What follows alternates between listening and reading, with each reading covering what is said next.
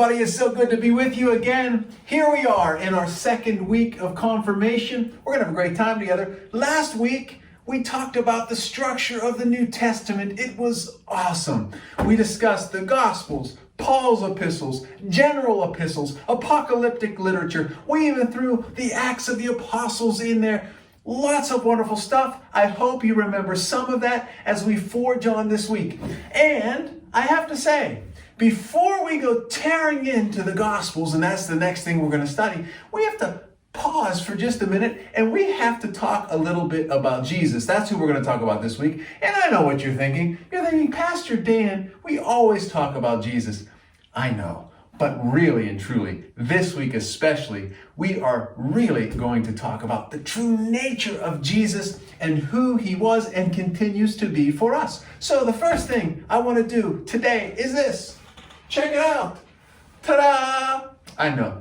This is a Christmas decoration, and this is a Christmas decoration that I have here out before we've even celebrated Halloween. What am I thinking? I'm thinking it's a great time to celebrate Christmas anytime. And here's why. You see here, this is a star meant to go on top of the tree. And the star, of course, reminds us of the star that led the wise men to Jesus, who was born in Bethlehem. Why is that so important? It's so important because of this one big word that I want to teach you today, and that word is incarnation. Incarnation is a fancy word that means God became human. At Bethlehem, in that manger, Jesus was laid, and we all knew that God came to dwell with us. This is magnificent stuff. What a special God we have. Not in some distant heaven far, far away, but right here with us in the person of Jesus.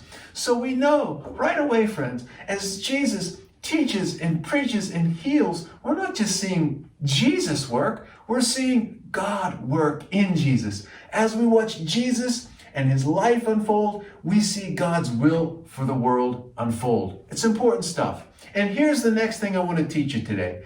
Jesus, catch this, was fully human and fully divine. Next prop, please.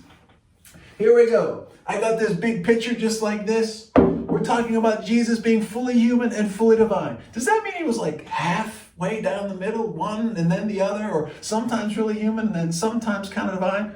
Hold on, friends. I got these two bottles of, if you're from Western Pennsylvania, you call it pop. Other people call it soda. I don't care. You can call it whatever you want to call it. But I'm going to take this fully human and fully divine. We're going to take this divine side of Jesus. We're going to take this Pepsi and we're going to dump it in this pitcher right here just like this. We got a little of that fizzy going on right there. And then what we're going to do is take this Mountain Dew. The human side of Jesus. So we're going to dump that right in there too. Look at this. It's all mixed up. It's not one or the other, but these two things come together in this one thing, and we mix them all up, and they mix and mingle, and they foam, and wonderful stuff happens. And then I'm going to take these two Mentos that I have right here that I got, and I'm not going to do that. Make a mess of a whole library. Forget about it. Listen, you got the point. You understand what's going on. And I hope you take these lessons this week, cherish them, remember them, and especially as we go on into the Gospels and start to explore the life of Christ. So what's the challenge this week? I want you to check out Matthew 3 and the baptism of our Lord. You will find some questions attached once again on the little worksheet. You'll get a review of what we talked about today and some questions to answer and think about, and please respond. Let me know what you're thinking at d.smail@belc.org. Get them to me. I can't wait to hear from you. Thanks so much for your participation last week, and I'm sure this week as well. We're grateful for your presence in our congregation and for this opportunity to learn together. God bless you all, and make sure you say your prayers.